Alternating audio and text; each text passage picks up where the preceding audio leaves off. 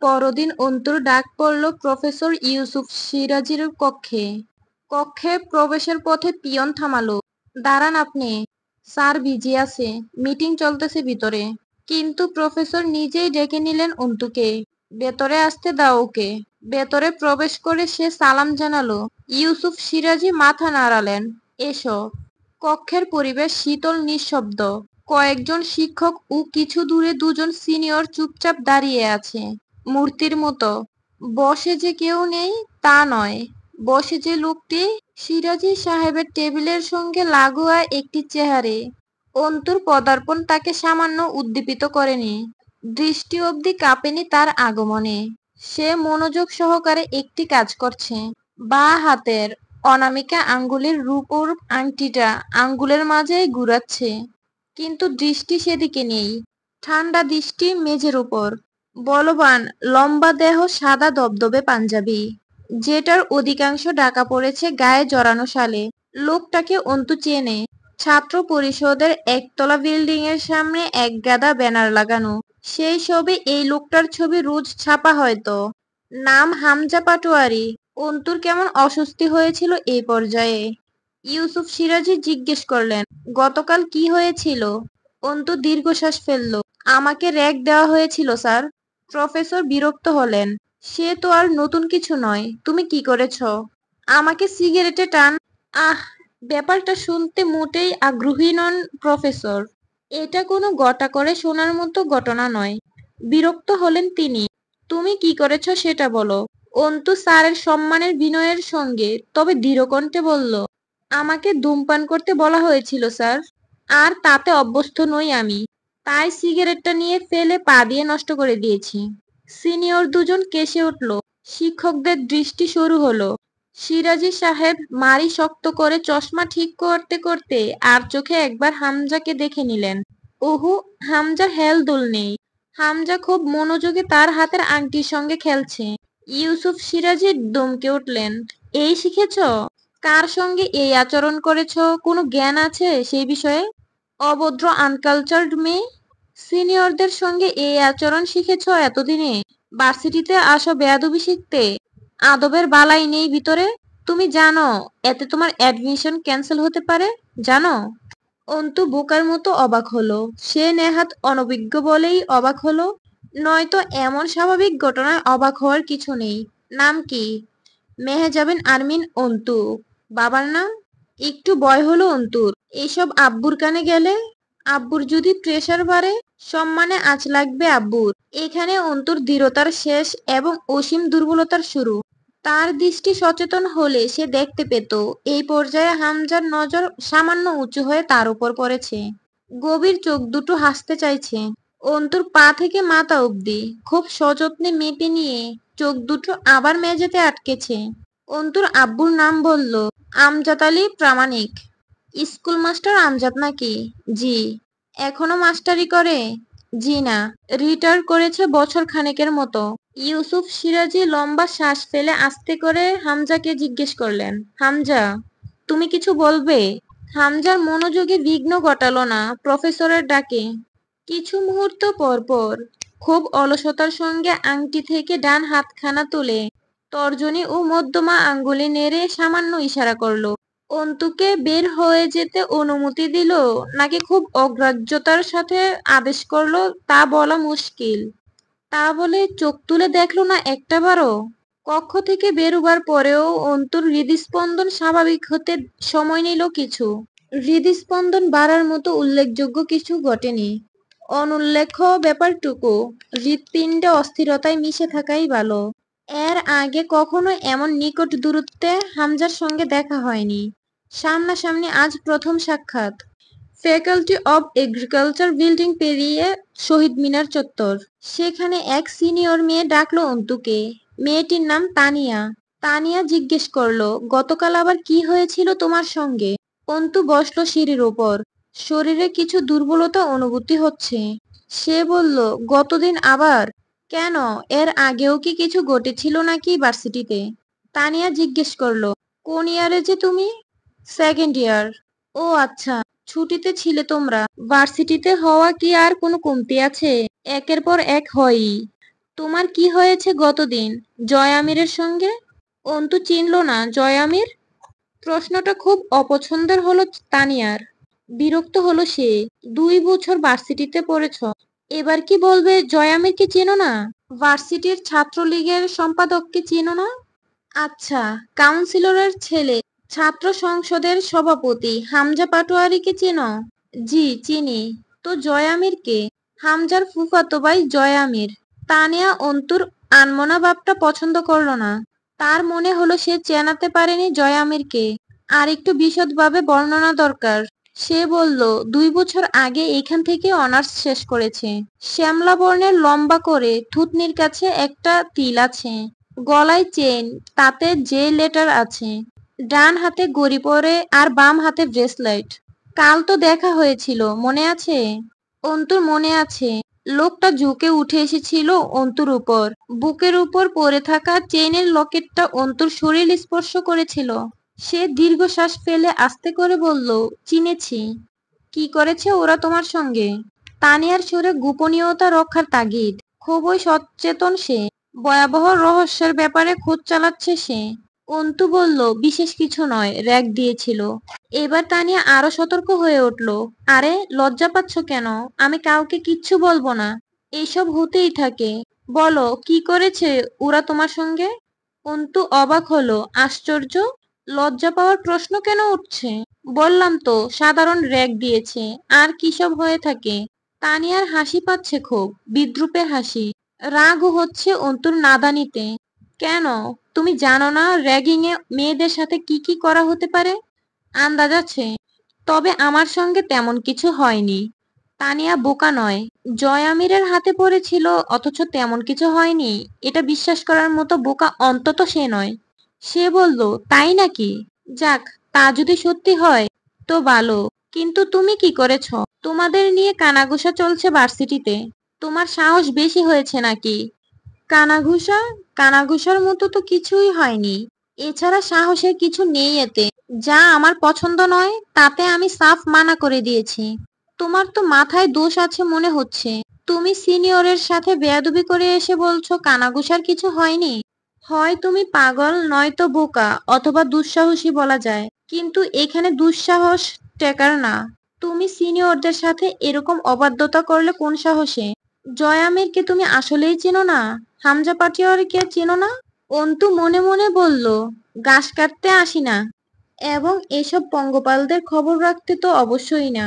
আসি লেখাপড়ার জন্য, তা শেষে ফিরে যাই। তানিয়া অন্তুকে সতর্ক করলো, শোনো, তুমি এখনো খুব নাদান, বুঝলে? তোমার ভালো হবে এইসব সাহসিকতা নিজের কাছে রাখলে। ওসব এখানে চলবে না। তুমি পর্দা করো, ভদ্র মেয়ে। কাল কি হয়েছে, কি হবে জানি না, কিন্তু তুমি সাবধান হও। এর আগে বহু মেয়ে ভার্সিটি ছেড়েছে জয়ের কারণে। তোমরা তখনও অ্যাডমিশন নেওনি। জয় সেকেন্ড ইয়ারে ছিল বোধহয়। একটা মেয়ে হলের ছাদ থেকে পড়ে আত্মহত্যা করলো। ওরা কি করেছিল মেয়েটার সঙ্গে জানি না, কিন্তু বাঁচতে দেয়নি। জয় হামজা ওই দুটো অভিশাপ। আবার ভালো। ভালো কেন? রাজনীতির চাল বুঝো না? সমাজ সেবার কাজবাজ করে দুই ভাই আর তাদের দলবল নিয়ে।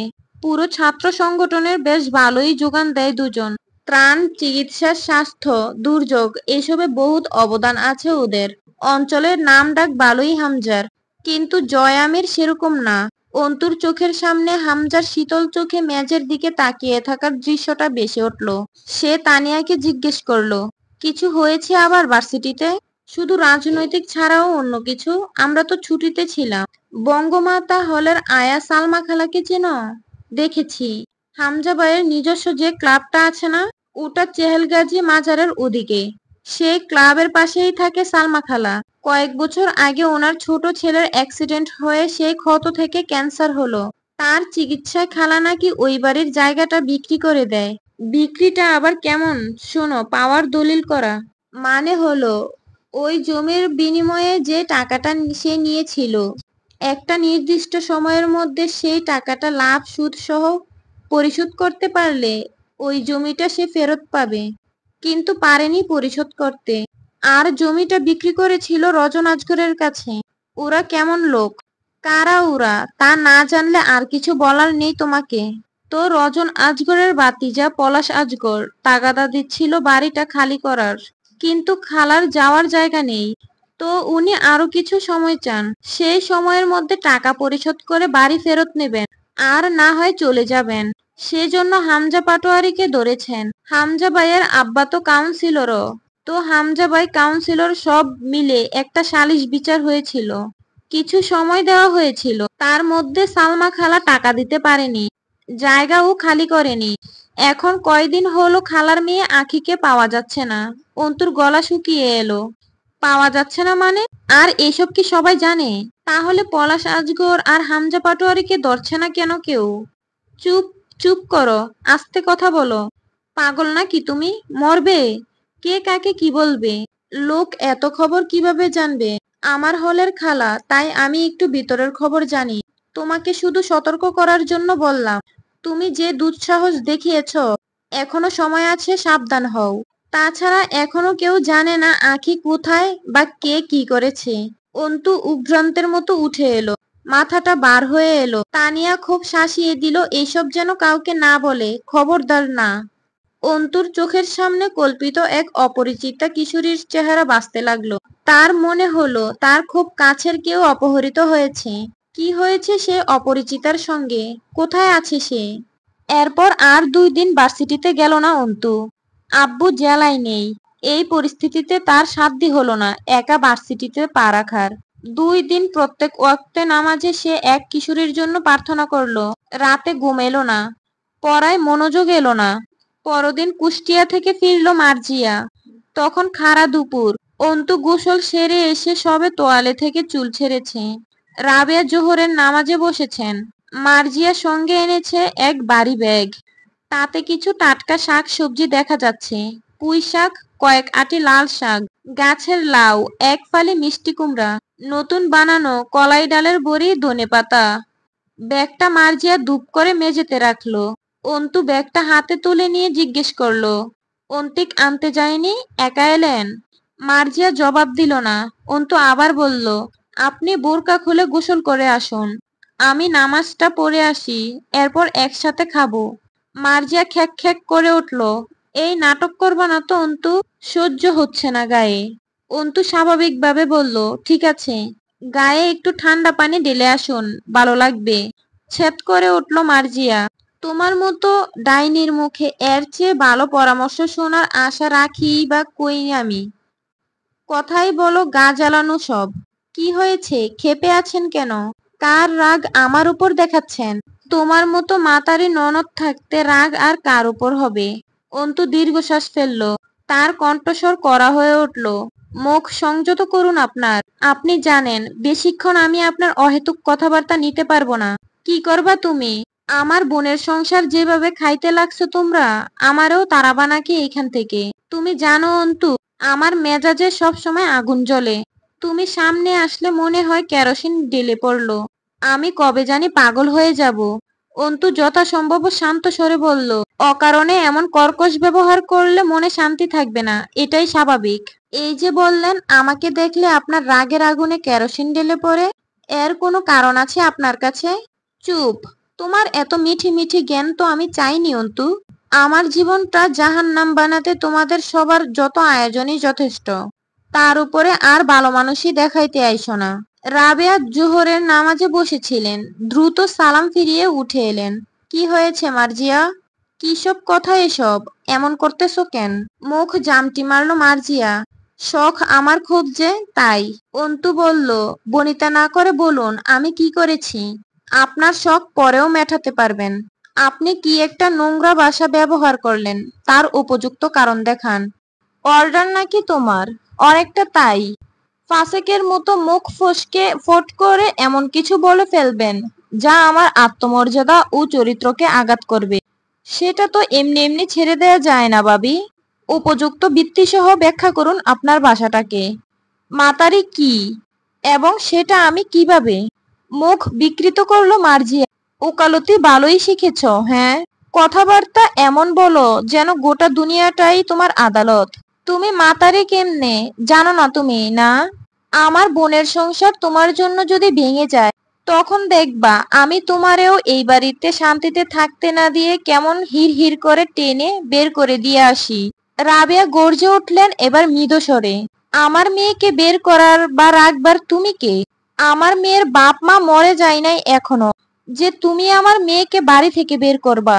এখনো বেঁচে আছে আমার মেয়ের বাপ। কি হয়েছে তা বলবা না? না, তা তো জানাই নাই তোমার। এত রহস্য করা কেন, হ্যাঁ? মার্জিয়া চিটমিট করে উঠল, যেন সে অনেক কিছু বলতে চায়। অনেক কিছু আছে যা তার বলার আছে, কিন্তু বলার নয়। সে বরং তার বদলে আরো কর্কশ সুরে বললে, বলতে পারলে তো হতোই। বলতে পারি না তো আম্মা, আর না সইতে পারি। তবে এখন যা বলতেছি, আমার বোনের ঘর ভাঙলে আপনার মেয়েকে দেখি এই বাড়িতে কে রাখে? তখন অন্তিক বাড়িতে ঢুকলো। ক্লান্ত, পরিশ্রান্ত, রক্তশূন্য, প্রাণহীন চেহারা। দেখলে মনে হয় গথিক হরর সিনেমায় কোনো ভ্যাম্পায়ার বাস্তবে এসে অন্তিককে আক্রমণ করেছে এবং নিজের সমস্ত পিপাসা মিটিয়ে নিয়েছে অন্তিকের প্রাণস্বর শুষে। সে আস্তে করে জিজ্ঞেস করলো, কি ব্যাপার? কিসের এত চেঁচামেচি চলতেছে? রাবেয়া গর্জে উঠলেন এবার মৃদু স্বরে। মার্জিয়া কি কয় কিছুই বুঝি না। এমন অশান্তি কয়দিন দেখা যায়, কত বাপ। কি হয়? কিসের কথা কয়? কিছুর কথাই বুঝি না। তোর বাপের কানে গেলে ভালো হইতো বিষয়টা। মানুষটা এমনি চিন্তায় চিন্তায় শেষ হয়ে যাচ্ছে। আজ 3 দিন বাড়ি নাই। অন্তিক যেমন নীরব নিথর চরিত্র হিসেবে দৃশ্যপটে ঢুকেছিল, সেই ভাব বজায় রেখে ওভাবেই সে চুপচাপ নিজের কক্ষে চলে যায়, যেন তার কিছুই বলার নেই, কিছুই করার নেই। বিশেষত সে শুনতে চায় না স্ত্রীর অভিযোগ, শুনতে চায় না আব্বুর পরিস্থিতি। অন্তুর মনে বিরূপতা বাড়ে। সে ঘৃণা ভরে দেখে হঠাৎই একদিন নিঃশব্দ কারণে মৃত প্রায় কাপুরুষের বনে যাওয়া একমাত্র বড় ভাইকে। তরতরে যুবক অন্তিক এক অপুরুষ হয়ে ওঠার গল্পটা স্পষ্ট তার কাছে। এভাবে কতগুলো বছর কাটছে এই বাড়িতে। অন্তিক শুধু একটা দেহ মাত্র। সে গোটাটাই মানসিক অস্তিত্ব ও বিবেক বোধ মুক্ত। সে বহুদিন ভাইয়ের সাথে প্রয়োজনীয় ছাড়া অপ্রয়োজনীয় কথা বলে না, হাসে না, একসাথে খায় না। এক অপরিকল্পিত অনীহা এবং বিতৃষ্ণা জেগেছে সবকিছু বুঝে নির্বিকার থাকা অন্তিকের উপর। মার্জিয়া অকারণেই চিৎকার চেঁচামেচি করে। কেন করে? কি সব বলে? কিছুই বোধগম্য হয় না। আর অন্তিক কিছু বলেই না। অন্তিক আমজাদ মাস্টারের সুযোগ্য ছেলে, যার পড়ালেখা, সামাজিক সক্রিয়তা, মেধা, কথাবার্তা, হাসি এক সময় সমাজে আলোচিত বিষয় ছিল। আমজাদ মাস্টারের যোগ্য ছেলে থেকে অযোগ্য, বিবেকহীন, মূর্খ কাপুরুষের জন্মটা কবে যেন। সকাল থেকে কিছু খাওয়া হয়নি। একটু আগে যে অল্প খিদেটা পেয়েছিল, তা এখন আর অনুভব হচ্ছে না অন্তুর। আস্তে করে নিজের ঘরে চলে এলো। পেছনে রাবেয়া বেগমের ফুপানোর আওয়াজ পেল। ফিরে তাকালো না। অবলা মা তার। আব্বু বাসায় নেই, কুড়িগ্রাম গেছে। আজ ফেরার কথা ছিল, হয়তো ফিরবে না। অন্তু পড়ার টেবিলে বসলো। এখন আব্বু এসে বিছানায় বসলে তবে কিছু হতো। বই বন্ধ করে টেবিলে মাথা এলিয়ে দিল। অস্থির লাগছে ভেতরটা, বার হচ্ছে মাথাটা।